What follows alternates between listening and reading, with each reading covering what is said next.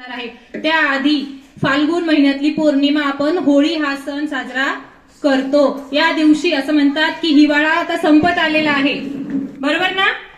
उन्हाचे चटके बसायला लागले की नाही? म्हणजे होळी हा सण याचं प्रतीक आहे की आता हिवाळा संपलेला आहे आणि आता कोणता ऋतू येत आहे?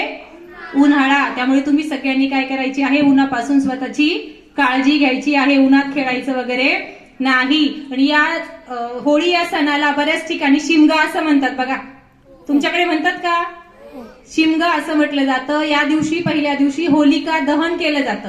होलिका दहन म्हणजे आता आपण जे शाळेत केलं ते, यामध्ये आपण गोवऱ्या असतात, नारळ वाहतो, त्याला हळदी कुंकू वाहून गोवऱ्या वगैरे करून त्याचा नाश करतो, त्याचा म्हणजे आग केली जाते, अग्नी प्रज्वलित केली जाते। याचा अर्थ काय आहे की ज्या काही वाईट वृत्ती आपल्या आतमध्ये आहेत, जे वाईट गुण आपल्यात आहे ते सगळे जाळून टाकतो आणि होळीच्या अग्नीत ते जाळल्यापासून आपण काय एक नव्याने जन्म घेतो। म्हणजे असत्यावर सत्याचा विजय, वाईट सगळं जाळून टाकायचं आणि त्यातून काय घ्यायचं आपण? चांगलं। तुम्ही पण मुलं मुली तुमच्या ज्या काही वाईट वृत्ती असतील, आपण इथे होळी साजरी केली ना, त्यात आज सगळ्या जाळून टाकल्या असं समजा आणि उद्यापासून काय करा? चांगले गुण आत्मसात करा। आणि याची एक जुनी कहाणी आहे, ती मी तुम्हाला सांगते। तुम्हाला भक्त प्रल्हाद माहित असेल ना? भक्त प्रल्हाद नाव ऐकलं आहे का? हो, बरं नसेल तर लक्ष द्या। होळीची एक कथा आहे। हिरण्यकशिपू नावाचा एक काय होता?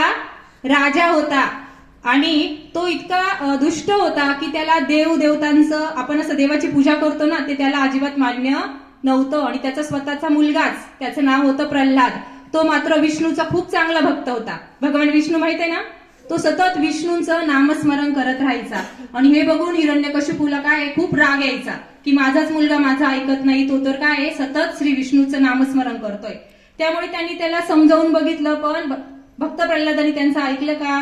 नाही। त्यामुळे त्यांनी एक योजना तयार केली। हिरण्यकशिपू यांची एक बहीण होती, तिचं नाव होतं होलिका, आणि त्या होलिकेला देवाने एक वरदान दिलेलं होतं की कुठलाही अग्नी तुला जाळू शकत नाही। म्हणजे कोणत्याही अग्नीमध्ये तू उडी मारली, आग लागली, तिथे तू गेली तर त्या अग्नीने तुला काहीही होणार नाही। मग त्या हिरण्यकशिपूने काय केलं की आपण कशी होळी केलेली आहे तशी एक मोठी होळी केली, तिथे अग्नी प्रज्वलित केला आणि त्या मग भक्त प्रल्हादाची होलिका कोण लागेल?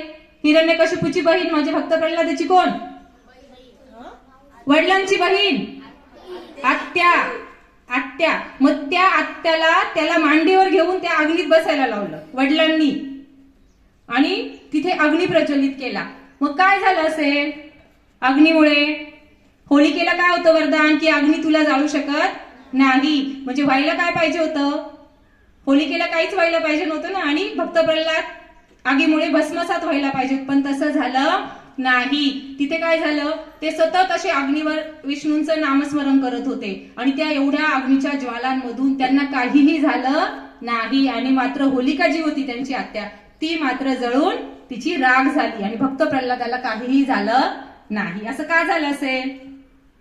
काय वाटतं तुम्हाला? वाईट कोण होतं? होलिका की भक्त प्रल्हाद? होलिका। म्हणजे अग्नीने सुद्धा वाईट जाळलं, चांगलं जाळलं का? नाही। आणि त्या होलिकेला पण स्मरण झालं असेल की देवाने मला जेव्हा वरदान दिलं होतं तेव्हा काय सांगितलं असेल की जेव्हा तू चांगलं कृत्य करशील तेव्हाच तुझ्या या वरदानाचा उपयोग होईल। मग तिने लहान मुलाला घेऊन तिने अग्नीत बसली होती, हे वाईट होतं की नाही? म्हणून त्याची शिक्षा देवाने तिला दिली। म्हणजे वाईट प्रवृत्तीचा तिथे काय झाला? नाश। आणि भक्त प्रल्हादांना काहीही झालेलं नव्हतं। म्हणजे एकच सांगायचं या गोष्टीतून, मग तेव्हापासून सगळ्यांना वाटलं की ही जी काही होळी आहे ती वाईट काय करते? जाळून टाकते आणि चांगल्या गुणांना तसंच ठेवते। त्यामुळे तुम्ही पण आजपासून लक्षात ठेवा की काय करायचं? वाईट गुण, असत्य जे काही आहे ते सगळं या होळी जाळून टाकायचं आणि चांगल्या गुणांचा स्वीकार करायचा। ठीक आहे।